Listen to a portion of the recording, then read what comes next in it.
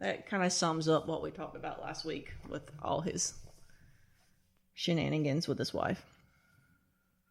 Anywho, eventually the will was settled in favor of his second legal wife, and the last wife, Isabel. Oh, it was Isabel. Yes. Okay. And she and the children ended up moving back to Paris. Mm-hmm.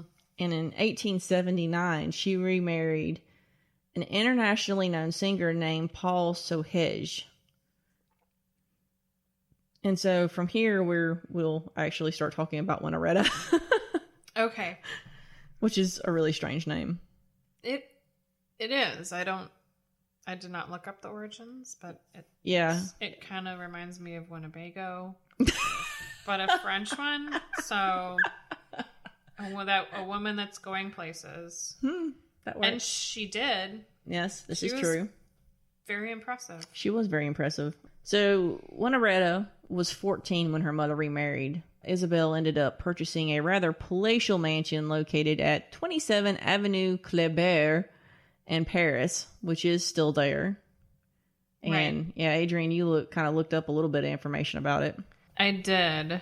27 Rue Kléber. And this is in the arrondissement, says 16th district in Paris. So if you're looking at a map, Seine kind of runs east-west through town, and the arrondissement radiate out from the center. So it starts from like number 1 and it goes clockwise. So 1, 2, 3, so the center sort of arrondissements are the single digits, and then you start sort of another layer and it goes all the way till 20. So 16 is sort of on the west side.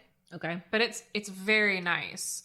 It includes the Arc de Triomphe. So Kléber Rue Kléber is... And the Champs-Élysées. Right. One of the streets that radiates out from the Arc de Triomphe. That's why I recognize it, because we walked past it when we were in Paris. I mean, so I looked... There's not a whole lot of architectural information specific to that address, but... The street itself, because of its location, is very well known, and it is one of the typical French buildings. I sort of more imagine the mansard roofs with the dormers, and that is not what this is. It is earlier than that. So that's 1870s, say. This is 1850s, maybe. It has a high rusticated base. So like the rusticated base actually is both at street level and includes... I think I'm kind of going from memory here, but I think it goes up past the first occupiable floor.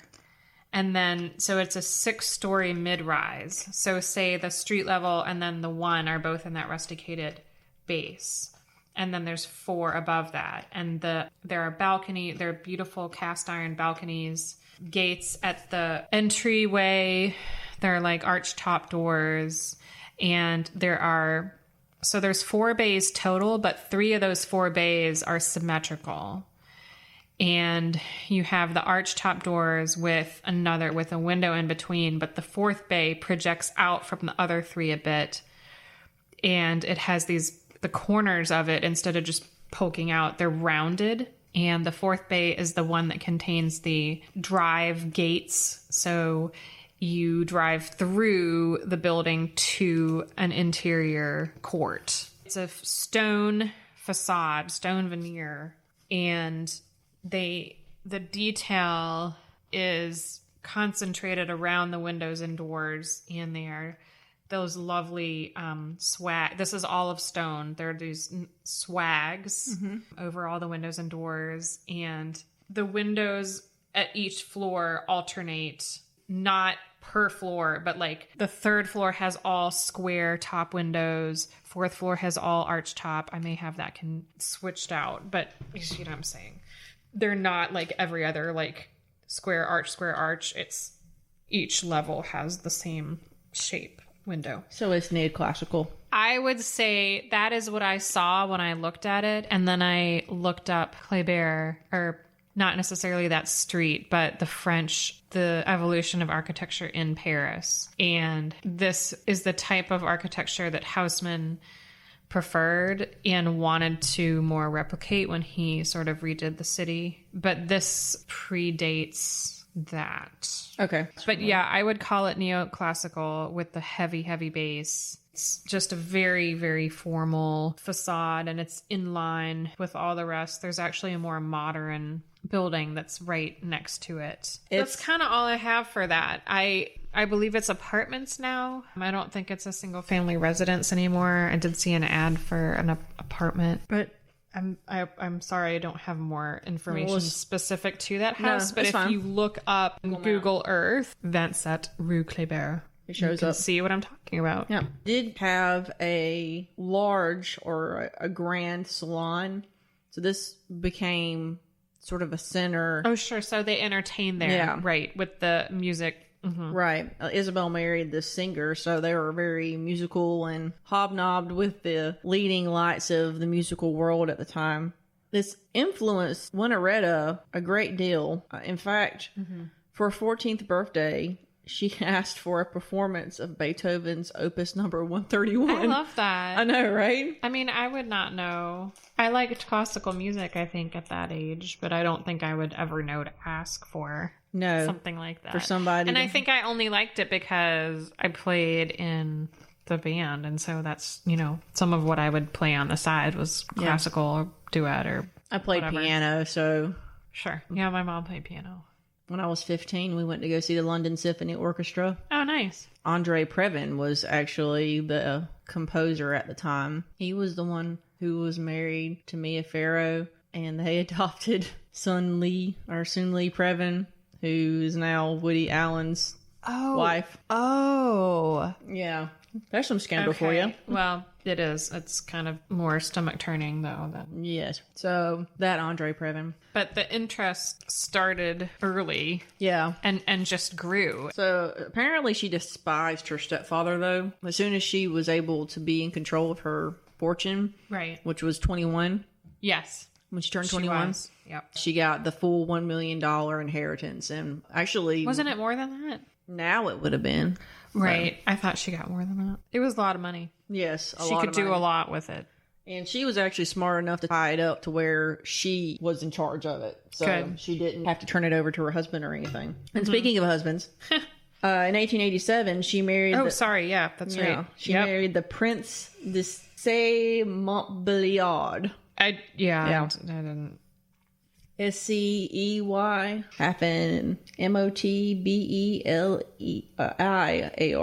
Sure. I don't even know. He didn't stick around long, so I didn't really pay attention to how and I couldn't his name. I couldn't find much on him. And in fact, some commentator said that you rarely even see him mentioned in newspaper articles or anything. I wonder how she found him. Do we know how she found him? I imagine that he was probably just, they moved in those circles. So princes are a dime a dozen in France. So their aristocracy always has confused me. Mm-hmm. So the big story, or the more well-known story, is that on the couple's wedding night, the prince came into their bedroom to find Winnaretta on top of a wardrobe brandishing an umbrella. And she apparently told him, "If you touch me, I'll kill you." We don't know this is true.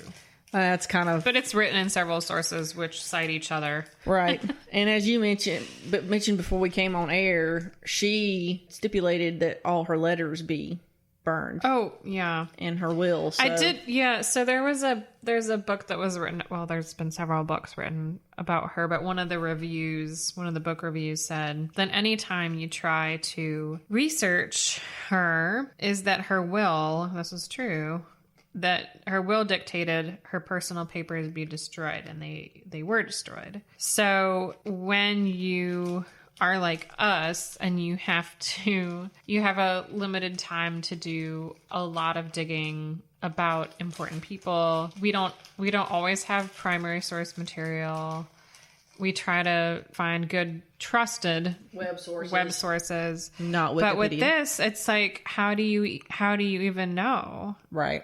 It has to come from letters in archives that obviously we can't access on short notice. I'm sure a lot of it is in France or New York or wherever, right. Places we can't get to easily. So we're trying our best. And Caroline obviously found some really great newspaper articles that are good material that it's sad because you have somebody like this who's fascinating and on so many levels, you know, patron of the arts and knew all these incredible people, and that it's almost the people whom she encountered it's in their memoirs, you know, you have to rely on other people talking about her because there's nothing left from her paper. So the marriage between Winnaretta and her first husband lasted for 5 years. Hi, Mia. We have a new talkative, wants to be on air cat. Sausage?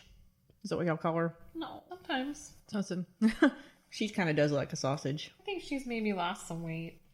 Oh. She grew to be fairly rotund the first year, I guess I had That her. was adjusting from being feral kitty to having an all-you-can-eat smorgasbord. She was so thin. So yes, you deserve to be little rotund, Mia. Anywho, the marriage lasted for 5 years, and then they actually had it annulled by the Pope Oh, I did not know that. for non-consummation. Oh. Yeah. So yeah. She did make the best of those 5 years in that she established herself as one of the preeminent female patronesses of music in Paris. Yeah. So Winnaretta would eventually become known as, well, she was a well-known lesbian. I could not trace any of her reputed lovers to this time that she was married to the prince or immediately... Husband number one? Yeah. Or actually in her second marriage to another prince. That doesn't mean that she wasn't having relationships because she was not closeted by any stretch of the imagination. Right. But it does seem like, I guess maybe she wasn't necessarily seeing people who maybe wanted to be known. Following this dissolution of her marriage to the prince, in the following year, 1893, she married the Prince de Polignac. I think she was well aware of the constraints of being a woman, and even as a wealthy one, which sort of gave you a little more power, you still could get further in life if you were married. True. Following her divorce, she was approached by the friends of the Prince de Polignac, who, surprise, was much older than her and also homosexual. Mm-hmm. He was also... Match made in heaven. Oh, no. He was also very poor, even though he had one of the most illustrious names in French history. I like that they each had what the other needed. Right. And maybe that was the foundation for something. They seemed to be pretty open about it, you know, going into the marriage. He was 30 years older than her. Yeah. So, he was actually the grandson of Gabrielle de Polignac, who was Marie Antoinette's BFF. So, very high up the ladder. She was actually one of the smart ones who left France before the revolution started killing people. You read about... But, you know, even though they were really high up the ladder, like a lot of those families, they lost pretty much everything after the revolution. Mm. So, and then what little money they did have left, he lost through a series of bad get-rich-quick schemes. So he was not... Oh, I'm sorry. His family after the French Revolution. Right. Okay. So I was like, what revolution is there in the 19th century? No, sorry. Okay. So, I mean, on one hand, it was rather mercenary of him to approach Winnaretta, but he also was really forthright about it. So, during their courtship, they ended up developing a really strong friendship, and there was a lot of mutual respect and probably some amount of love. Certainly. Between them, because he loved music and was a composer himself. And they did decide from the outset that the marriage would remain unconsummated. Mm-hmm. And so they spent their time devoted to art. She actually was sort of an amateur artist herself. She had paintings exhibited in the Palace of Arts at the World's Columbian Exposition in 1893. Thank you. So yeah, definitely was getting out there herself. Sure. She also was well known for commissioning musical pieces, including pieces by Stravinsky. But she became friends with a really well-known composer when she was 15. And that relationship lasted, it started with an R, maybe, some friend? I had not heard of him. Yeah, I had not heard of him either, but I know what you're talking about. Okay. So, but that was one of the things, like, starting early. I mean, she had this relationship with music and these composers and was able to maintain that throughout her life. So, yeah, she commissioned pieces by Stravinsky, who, of course, is very well known. It's amazing. And Ravel. Also another well known. Maurice Ravel, yeah. It was very interesting. I was reading an article by a woman who said she was basically researching her dissertation topics. And ran across